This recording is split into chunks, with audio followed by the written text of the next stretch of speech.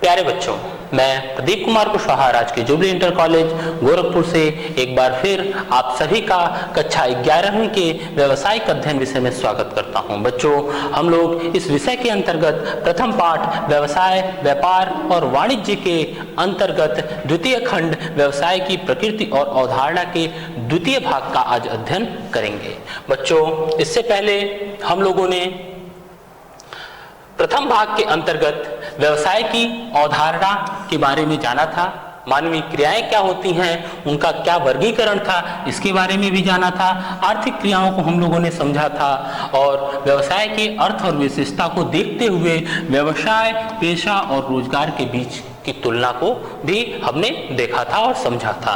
साथ ही साथ व्यवसाय के वर्गीकरण पर भी एक संक्षिप्त चर्चा की थी। बच्चों, आज हम लोग इस द्वितीय भाग के अंतर्गत व्यवसाय का जो वर्गीकरण है, जो कि उद्योग और वाणिज्य में विभाजित है, उसके अर्थ और इसके वर्गीकरण को समझेंगे और इस वाणिज्य के अंतर्गत व्यापार और व्यापार के जो सहायक होते हैं, इनको भी समझने का प्रयास करेंगे।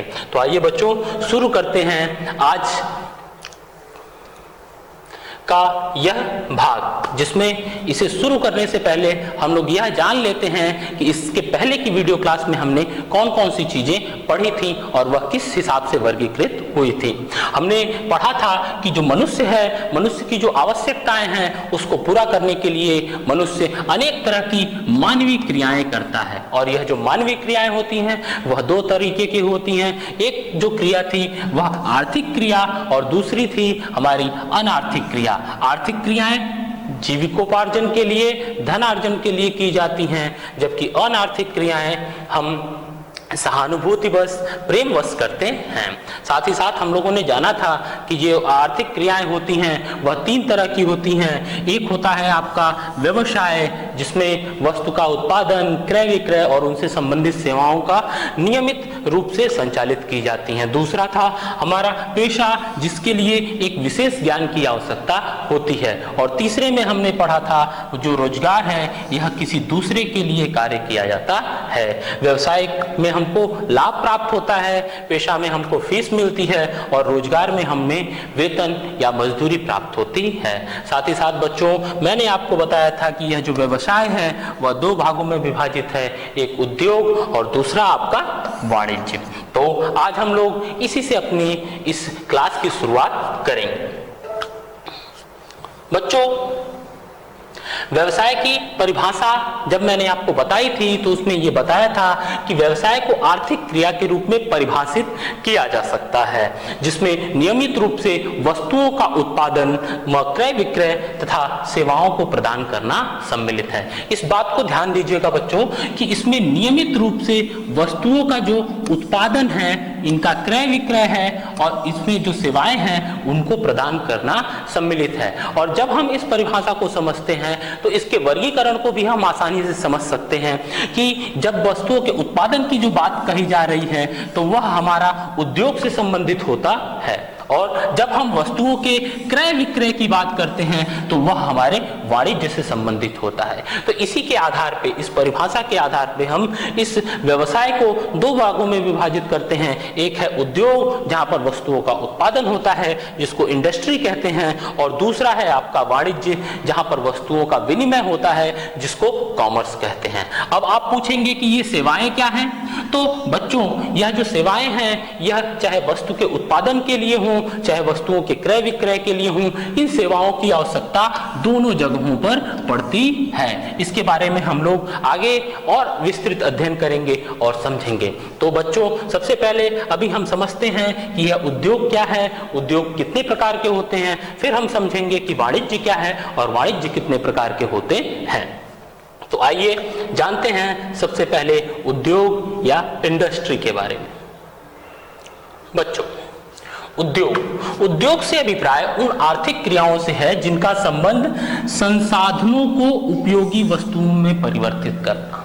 सीधा सा मतलब है बच्चों कि उद्योग एक ऐसी जगह है, एक ऐसी आर्थिक क्रिया है जहां पर जो हमारे संसाधन हैं उनको हम उपयोगी वस्तुओं में बदलते हैं, उनको हम आवश्यक वस्तुओं में, हमें जिसकी जरूरत होती है ऐसी वस्तुओं में बदलते हैं। इसमें यांत्रिक उपकरण और तकनीकी कौशल का प्रयोग होता है। और इसको बदलने के लिए किस चीज का प्रयोग होता है? उसके लिए यांत्रिक उपकरण अर्थात कई विभिन्न तरह की मशीनें और तकनीकी कौशल, अलग अलग तरह की जो तकनीकी होती है उसकी कुशलता का प्रयोग किया जाता है। इस बात को हम ऐसे समझ सकते हैं जैसे यहाँ पे मैंने चित्र में दिखाया हुआ है कि यहाँ पर यह एक कपड़ा उद्योग है जहाँ पर रेशे की मदद से कपड़ा बनाया जा रहा है। तो अलग अलग तरह की मशीनों का प्रयोग करके, अलग अलग तरह की तकनीकी का प्रयोग करके इस कार्य को संपन्न किया जा रहा है। तो जो उद्योग होते हैं वह क्या करते हैं? वो हमारे जो संसाधन हैं, हम कह सकते हैं कि हमारे जो प्राकृतिक संसाधन हैं, उन पर यांत्रिक उपकरण और तकनीकी कौशल का उपयोग करके वह उनको किसमें बदल देते हैं? वह उनको उपयोगी वस्तुओं में बदल देते हैं।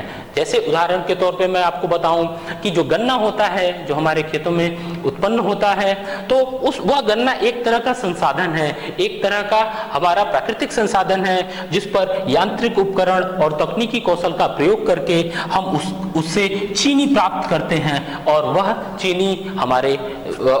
जो चीनी प्राप्त होता है वह हमारे लिए उपयोगी होता है, जो कि एक चीनी उद्योग का कार्य है। तो बच्चों, आइए हम इसको और अच्छे से समझते हैं कि ये जो उद्योग होते हैं वह कितने तरह के होते हैं, जिससे हम इसको अच्छे से जान पाएं। तो जो उद्योग है इसको 3 भागों में बांटा गया है। एक है आपका प्राथमिक उद्योग। क्या है? प्राथमिक उद्योग। दूसरा जो भाग है वह द्वितीयक उद्योग है और तीसरा भाग तृतीयक उद्योग कहलाता है।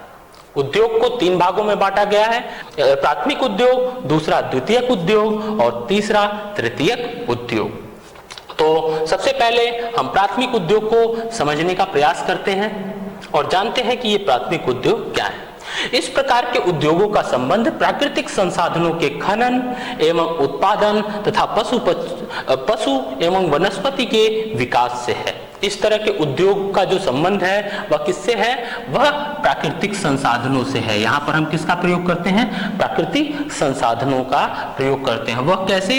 या तो हम उसका खनन करते हैं या उत्पादन करते हैं। साथ ही साथ हम जो हमारे पशु संसाधन है और जो वनस्पतियां हैं उसके विकास का भी संबंध जो है वह इसी तरह के उद्योग से है, जो हमारे प्राथमिक उद्योग कहलाते हैं। इसको 2 भागों में वर्गीकृत किया गया है। इस प्राथमिक उद्योग को फिर से आगे 2 भागों में वर्गीकृत किया गया है, जिसमें से पहला उद्योग है आपका निष्कर्षण उद्योग। निष्कर्षण मतलब कि निकालना।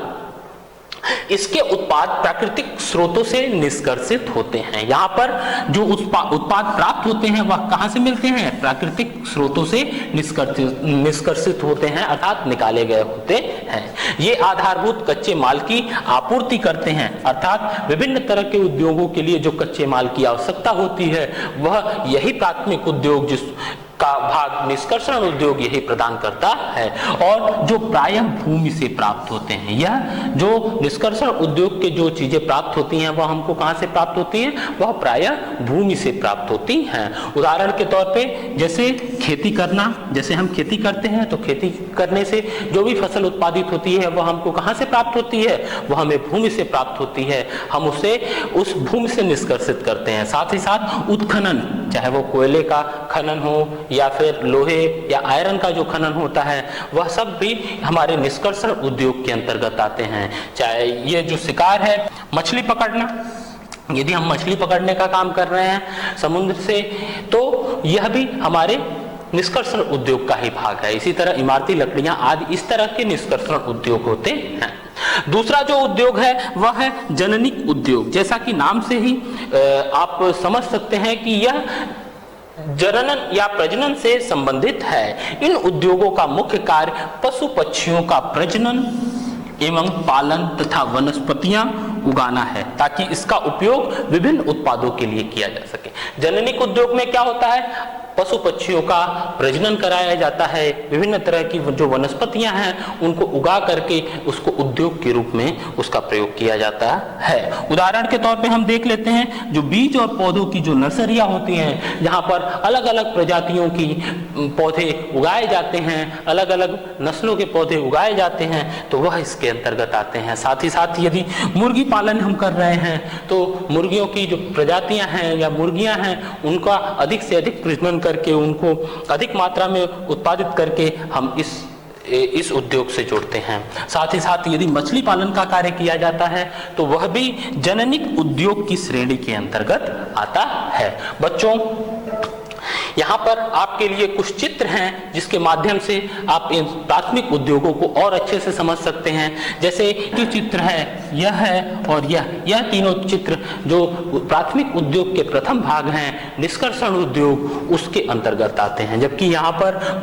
मछलियों का पालन किया जा रहा है, इस मछली पालन केंद्र है, यहाँ पर मुर्गी पालन केंद्र है और यह जो नर्सरी है, यह तीनों जो चित्र हैं यह आपके जननिक उद्योग से संबंधित हैं। आइए अब हम जानते हैं कि द्वितीयक उद्योग क्या होते हैं।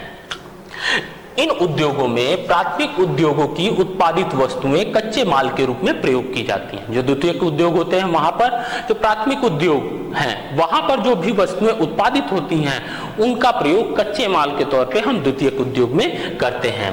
इसमें निर्मित माल या तो अंतिम उपभोग के लिए प्रयोग होते हैं या दूसरे उद्योग में आगे की प्रक्रिया में उपयोग किया जाता है। यहाँ पर अर्थात द्वितीयक उद्योग में जो वस्तुएं बनती हैं वो या तो अंतिम उपभोग के लिए हम उपभोक्ता तक पहुंचा देते हैं या फिर वह किसी अन्य उद्योग की प्रक्रिया में शामिल होती हैं, वहां पर वह कच्चे माल के तौर पे प्रयोग आती हैं। उदाहरण के तौर पे जो कच्चा लोहा खनन है, अर्थात कच्चे लोहे का यदि खनन किया जा रहा है, उसकी खुदाई की जा रही है, उसे निकाला जा रहा है, तब तो वह प्राथमिक उद्योग में आएगा। प्राथमिक उद्योग में भी कहां? निष्कर्षण उद्योग में आएगा, अभी हम लोगों ने पढ़ा। परंतु जब इसका उपयोग करके स्टील का निर्माण किया जा रहा है तो वह किस श्रेणी में आएगा? वह द्वितीयक उद्योग का भाग होता है। वह कहाँ का भाग होता है? वह द्वितीयक उद्योग का भाग होता है।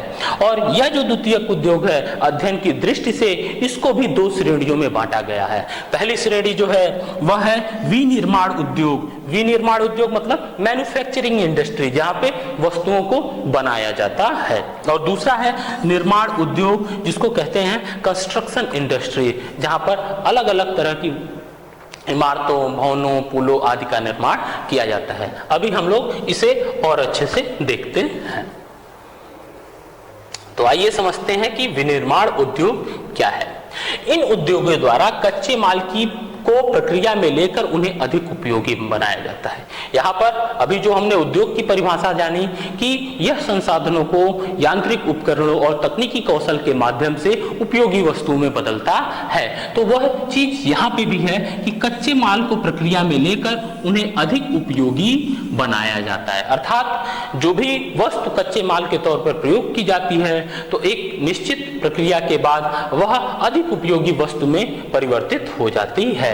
ये जो उद्योग हैं यह उपयोगिता का सृजन करते हैं या वस्तु की उपयोगिता को क्या करते हैं? बढ़ा देते हैं। जैसा कि मैंने उदाहरण में आपको बताया कि जो गन्ना है वह उतना उपयोगी नहीं है, परंतु चीनी हमारे दैनिक जीवन में बहुत उपयोगी है, अलग अलग कार्यों में वह प्रयोग होता है। तो यह उद्योग जो है इस प्रक्रिया को क्या करता है? वस्तु के कच्चे माल को या उन कच्चे मालों की जो उपयोगिता होती है उसको बढ़ा देता है। इसकी 4 श्रेणियां हैं। आगे चल करके यह विनिर्माण उद्योग फिर से 4 भागों में विभाजित हो जाता है। पहला क्या है इसमें? विश्लेषणात्मक उद्योग। विनिर्माण उद्योग का जो पहला भाग है वो है विश्लेषणात्मक उद्योग। इसके नाम से आप समझ सकते हैं कि इसमें जो कच्चा माल प्रयोग किया जाता है उसका विश्लेषण होता है और उस कच्चे माल से कुछ चीजें निकाली जाती हैं और वही हमारा अंतिम उत्पाद होती हैं। जैसे कच्चे माल के विश्लेषण एवं पृथक्करण द्वारा अलग अलग उत्पाद उत्पादित करते हैं। यहाँ पर कच्चे माल का विश्लेषण किया जाता है अलग अलग तरीके से, उसमें आप पृथक्करण और अन्य चीजें करते हैं जिससे हमको जो वस्तुएं प्राप्त होती हैं। उदाहरण के तौर पे यहाँ पर तेल शोधन जो कारखाने होते हैं वह विश्लेषणात्मक उद्योग की श्रेणी में आते हैं, जहां पर कच्चे तेल को अलग अलग तापमान पर गर्म करके पेट्रोल, डीजल और आदि चीजें अलग की जाती हैं। तो यह जो उद्योग कहलाता है वह है आपका विश्लेषणात्मक उद्योग। अगला है आपका कृत्रिम उद्योग, जो कि इसका ठीक उल्टा है। यहाँ पर विभिन्न संगठकों को एकत्रित करके प्रक्रिया द्वारा एक नया उत्पाद का रूप देते हैं। यहाँ पर अलग अलग तरह की चीजों को मिलाया जाता है और एक नई वस्तु बनाई जाती है, जैसे सीमेंट उद्योग जिसमें कई तरह के रसायन का प्रयोग करके उसे बनाया जाता है, जैसे पेंट उद्योग है, जैसे आपका उर्वरक उद्योग है। यह सब आपके कृत्रिम उद्योग के अंतर्गत आते हैं।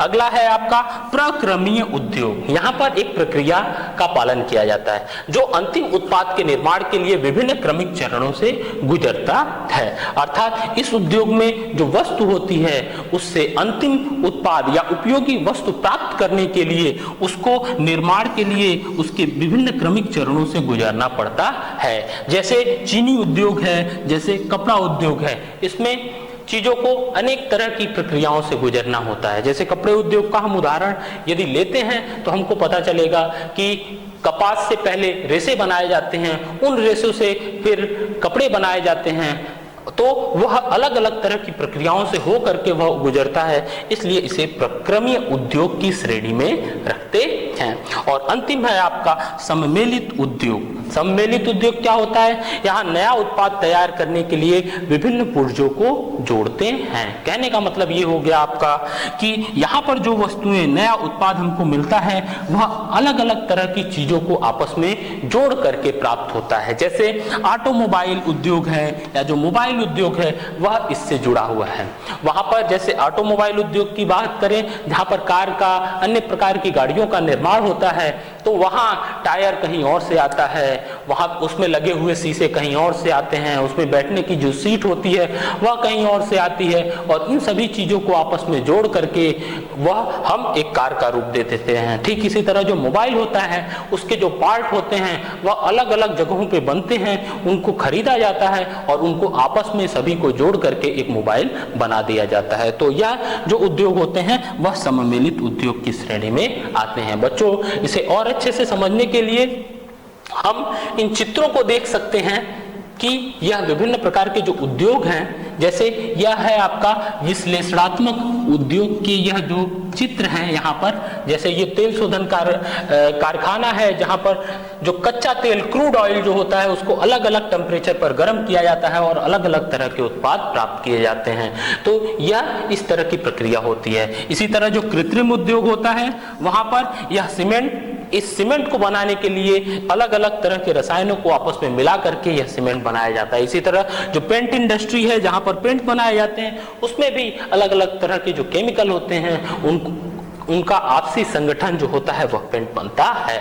यहाँ पर जो प्रक्रमी उद्योग है जो अलग अलग तरह की प्रक्रियाओं से गुजरता है, अर्थात जो कच्चा माल है वह एक प्रोसेस अलग जो प्रक्रियाएं होती हैं विभिन्न प्रकार की या जो विभिन्न चरण होते हैं उनसे वह गुजरते हैं और इस तरह से जो अंतिम वस्तु या उत्पाद है वह हमें प्राप्त होता है। और जो सम्मिलित उद्योग होता है, चाहे वह आपका ऑटोमोबाइल सेक्टर हो या फिर आपका मोबाइल सेक्टर हो, वहां पर चीजों को खरीदा जाता है और उनको आपस में जोड़ करके एक मोबाइल या एक अलग वस्तु तैयार की जाती है। तो इस तरह से बच्चों यह हमने द्वितीयक उद्योग के अंतर्गत विनिर्माण उद्योगों के बारे में जाना कि यहाँ पर उपयोगिता का सृजन किया जाता है। कृत्रिम जो हमारे संसाधन हैं जो हमको प्राथमिक उद्योगों से प्राप्त हुए हैं उनको और उपयोगी बनाया जाता है। बच्चों, अब हम जानते हैं कि द्वितीयक उद्योग के अंतर्गत जो दूसरा भाग है वह क्या है? आपका निर्माण उद्योग। निर्माण उद्योग में क्या होता है? ऐसे उद्योग भवन, बांध, पुल, सड़क, सुरंग, नहर आदि के निर्माण में संलग्न रहते हैं। जो निर्माण उद्योग है जिसका नाम हम लोगों ने क्या पढ़ा था? कंस्ट्रक्शन इंडस्ट्री, यहाँ पे कंस्ट्रक्शन का काम होता है, निर्माण का काम होता है, तो ऐसे उद्योगों में भवन, बांध, पुल, सड़क, सुरंग, नहरें आदि बनाई जाती हैं। और इस तरह के उद्योगों में अभियांत्रिकी और वास्तुकलात्मक चातुर्य महत्वपूर्ण अंग होते हैं। अर्थात इसके लिए जो इंजीनियरिंग है और जो आर्किटेक्ट है हमारा, वह बहुत अधिक महत्वपूर्ण होता है। जैसे यहाँ पे यह जो चित्र है वह निर्माण उद्योग से संबंधित चित्र हैं, जिनके माध्यम से आप इस उद्योग को और अच्छे से समझ सकते हैं। अब हम जानते हैं कि तृतीयक उद्योग क्या होता है। देखिए, इसे सेवा उद्योग भी कहते हैं। तृतीयक उद्योग जो होता है उसे हम सेवा उद्योग भी कहते हैं। शुरू में मैंने आपको बताया कि जो व्यवसाय की परिभाषा में जो सेवा आपने पढ़ी, उसकी जरूरत उद्योगों को भी पड़ती है और वाणिज्य को भी पड़ती है। तो यह सेवा उद्योग होता है तृतीयक उद्योग। इस प्रकार के उद्योग प्राथमिक और द्वितीयक उद्योगों को सहायक सेवाएं सुलभ कराने में संलग्न होते हैं। अर्थात जो हमारा प्राथमिक उद्योग है, जो द्वितीयक उद्योग है, उनको सपोर्ट करने के लिए जिन चीजों की आवश्यकता होती है, वह आवश्यकता कौन पूरा करता है? हमारा तृतीयक उद्योग पूरा करता है, तथा व्यापारिक क्रियाकलापों को संपन्न कराते हैं। यह जो व्यापारिक क्रियाकलाप है या उद्योगों के निर्माण से जो कार्य है उसको सुचारू रूप से चलाने के लिए इन तृतीयक उद्योगों का प्रयोग होता है। व्यावसायिक क्रियाओं में ये उद्योग वाणिज्य के सहायक अंग समझे जाते हैं। आगे जब हम लोग पढ़ेंगे तो उसमें ये जानेंगे कि यही जो उद्योग है वह वाणिज्य के सहायक अंग के तौर पर जाना जाता है, क्योंकि ये उद्योग व्यापार की सहायता भी करते हैं। उदाहरण के तौर पे जो यातायात है, वह किसी भी उद्योग में यातायात के साधनों को, सामान को एक स्थान से दूसरे स्थान तक ले जाने के लिए इसकी जरूरत हमें पड़ेगी। कच्चे माल को मंगाना है, अंतिम उत्पाद को कहीं भेजना है तो इसकी जरूरत पड़ेगी। विभिन्न प्रकार के उद्योगों में बैंक की जरूरत पड़ती है, वह चाहे माल की खरीद के लिए, माल की बिक्री के लिए करना हो तो इसकी हमें जरूरत पड़ती है। साथ ही साथ बीमा, माल गोदाम, विज्ञापन आदि की जो आवश्यकता होती है, यह सभी जो क्षेत्र हैं वह तृतीयक उद्योग के अंतर्गत आते हैं। इसको हम इस चित्र के माध्यम से भी समझ सकते हैं कि ये जो तृतीयक उद्योग हैं, जैसे मालों के संग्रहण के लिए जो गोदाम होते हैं, यह जो गोदाम होते हैं वह तृतीयक उद्योग के अंतर्गत आते हैं। सूचनाओं के आदान प्रदान के लिए जिन चीजों का हम प्रयोग करते हैं वह इस तृतीयक उद्योग के अंतर्गत आते हैं। जो हम बैंकिंग सुविधाओं का प्रयोग करते हैं, जिनसे हमें धन या कर्ज या पूंजी की प्राप्ति होती है, वह भी इसी तृतीयक उद्योग का एक हिस्सा होते हैं। जो हमारा बीमा होता है, जो जोखिम को कम करने के लिए जो हम विभिन्न प्रकार की वस्तुओं का बीमा कराते हैं, वह भी हमारे तृतीयक उद्योग के अंतर्गत आते हैं। साथ ही साथ माल की आपूर्ति के लिए जिस ट्रांसपोर्ट का हम उपयोग करते हैं, वह भी इसी उद्योग का एक हिस्सा है। आइए अब समझते हैं कि वाणिज्य क्या है। बच्चों, अभी तक हमने उद्योग को जाना। उद्योग 3 भागों में बटा है, प्राथमिक उद्योग, द्वितीयक उद्योग और तृतीयक उद्योग। साथ ही साथ प्राथमिक उद्योग के बारे में वह 2 भागों में बटा है, निष्कर्षण और जननी, किसको भी जाना हमने। द्वितीयक उद्योग जो 2 भागों में बटा है, विनिर्माण और निर्माण उद्योग, उसको भी हम लोगों ने जाना और तृतीयक उद्योग को भी समझा। अब समझते हैं कि वाणिज्य क्या है, जिसको हम क्रय विक्रय के तौर पे देख रहे थे। तो वाणिज्य से अभिप्राय उन क्रियाओं से है जो वस्तुओं एवं सेवाओं के विनिमय में आने वाली व्यक्ति, स्थान, समय, वित्त एवं सूचना संबंधी बाधाओं को दूर करती है। वाणिज्य जो है वह एक ऐसी क्रिया है जो वस्तुओं और सेवाओं का जो विनिमय होता है, वस्तुओं और सेवाओं का विनिमय मतलब वस्तुओं और सेवाओं का जो क्रय विक्रय हो रहा है, उसमें यदि कोई व्यक्ति संबंधी या किसी स्थान संबंधी या समय संबंधी या वित्त और सूचना संबंधी कोई बाधा आती है तो वह दूर करने का कार्य कौन करता है? वाणिज्य करता है। इसमें 2 प्रकार की क्रियाएं सम्मिलित होती हैं। वाणिज्य में कितने तरह की क्रियाएं सम्मिलित हैं? 2 प्रकार की क्रियाएं सम्मिलित हैं। पहली, वे जो माल की बिक्री या विनिमय के लिए की जाती हैं। पहली जो क्रिया है वह जो माल की बिक्री या विनिमय, जो माल को उत्पादन तो हो गया, माल का वह उद्योग में हो गया, लेकिन उस माल को उपभोक्ता तक पहुंचाने की जो क्रिया होती है अर्थात माल की बिक्री या विनिमय की होती है वह वाणिज्य के अंतर्गत आती है, जिसे हम क्या कहते हैं, जिसे हम व्यापार कहते हैं। बच्चों आपको यहां समझना होगा कि उत्पादित माल की बिक्री या विनिमय के लिए जो क्रिया की जाती है वह व्यापार होता है, जो कि वाणिज्य के अंतर्गत आता है। दूसरी, वे विभिन्न सेवाएं जो व्यापार में सहायक होती हैं और इस व्यापार की क्रिया को संपन्न करने के लिए जिन अलग अलग तरह की सेवाओं का प्रयोग हम करते हैं उन्हें व्यापार के सहायक कहा जाता है, जैसे परिवहन, बैंकिंग, बीमा, दूरसंचार आदि। तो यह दो क्रियाएं हमारे वाणिज्य में सम्मिलित हैं। इसको और अच्छे से हम ऐसे समझ सकते हैं कि जो वाणिज्य है वह दो भागों में बटा हुआ है। वाणिज्य कितने भागों में बटा हुआ है? दो भागों में बटा हुआ है। एक है आपका व्यापार जिसको ट्रेड कहा जाता है और दूसरा है व्यापार के सहायक जिसको एड्स ऑफ ट्रेड कहते हैं। तो जो वाणिज्य है वह किससे मिलकर के बना हुआ है? वह व्यापार और व्यापार के जो सहायक हैं इन दोनों का जोड़ होता है। तो इस तरह से हम समझ सकते हैं कि वाणिज्य इन दोनों चीजों से मिलकर बना हुआ है। आइए अब व्यापार को समझते हैं। व्यापार क्या है? व्यापार वाणिज्य का अंग है जिसका अर्थ बिक्री, हस्तांतरण या विनिमय से है। सीधी सी बात कि व्यापार में क्या होता है, हम उद्योग जो जहां पे वस्तुओं का निर्माण होता है वहां से वस्तुओं को खरीदते हैं और उपभोक्ता को उन वस्तुओं को बेचते हैं। व्यापार उत्पादित वस्तुओं को अंतिम उपभोक्ताओं को उपलब्ध कराता है। व्यापार क्या करता है? जो उत्पादित वस्तुएं हैं उनको अंतिम उपभोक्ताओं तक पहुंचाता है। साथ ही साथ व्यापार उत्पादक और उपभोक्ता से संबंधित बाधा को दूर करता है। उत्पादक की क्या बाधा है? उत्पादक की बाधा है कि उसकी वस्तुएं कैसे बिकेंगी।